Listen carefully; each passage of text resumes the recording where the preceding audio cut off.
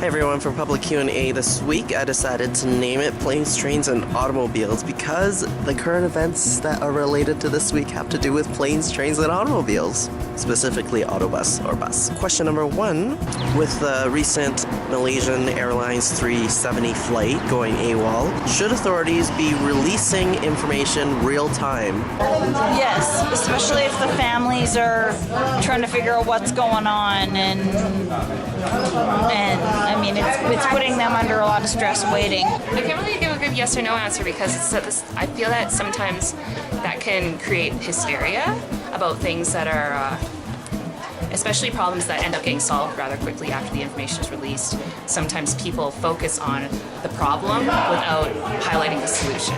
So, I don't know, maybe I'm a bit of an optimist. I like to think that authorities have some sort of dominion over that sort of information. I do think that people do have a right to know, but at the same time, it's hard because people can sort of lose it. Negative. I think there's some sort of secret undercover mission going on there, and I think if the public knew, they would panic. So no. Unless it's a national security issue, then maybe not, but yes, generally yes.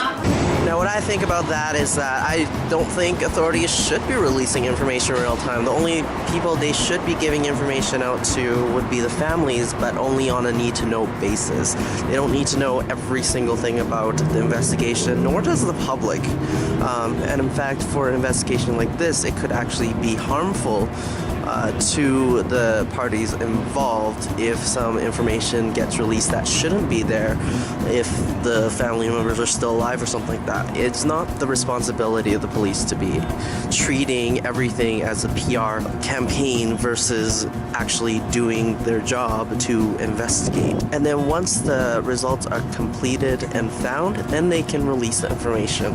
Now for the question about trains, it is about, of course, the LRT and how we got the LRT money this week from the Redford government. The province is willing to share the costs of developing the Valley Line project, which is clearly Edmonton's top priority.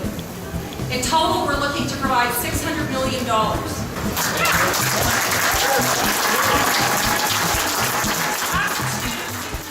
Now, based on the future of the LRT plans in Edmonton, would you get rid of your car? Yes. Well, I don't have a car, so I actually also don't drive. So I really like the LRT plans because it's helpful for me, and also, you know, most of my coworkers don't drive either, and yeah, I would sell my car. Cars are such a money suck. Well, I don't, but I think I know a lot of people who would. Like, that's kind of irrelevant to me, but I think I can speak for some people. Totally. I already want to draw my car without a developed LRT system. With a developed LRT, oh man, that'd be gone in seconds. Not even seconds, milliseconds. Well, no, at present we only have one car between two people and we do use public transit, so no, we would just keep it but continue to use public transit.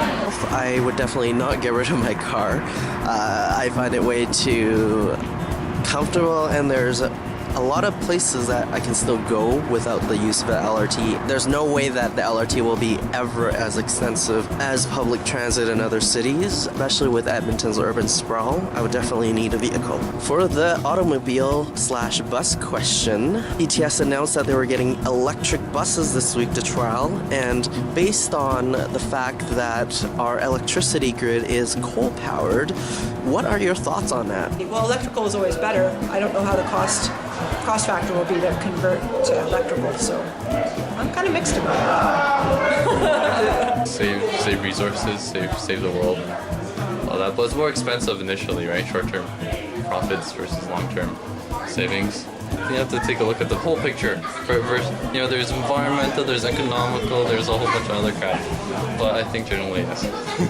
Well, I can honestly say I don't really have much of an opinion about that just because I'm not educated enough on the subject of coal power.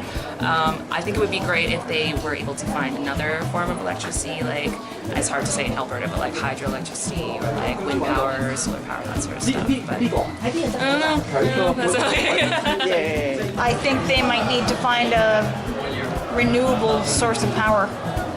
They might need to replace the coal power grid. So a few years ago, I did a little calculation. This was back in, I think, probably 06 or 07 of coal power and its effect. Now, back then, on a regular economy-sized car, on Alberta's electric grid, it would be actually somewhere between 2 to 8 times more carbon release for an electric vehicle, including hybrids, than it would be to use clean diesel or regular gasoline.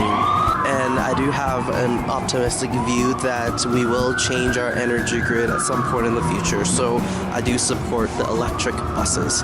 So that is public Q&A for this week. A little bit more informative than before. Continue to send me your questions as to what you think Q&A Friday should be, and I will have that up for you.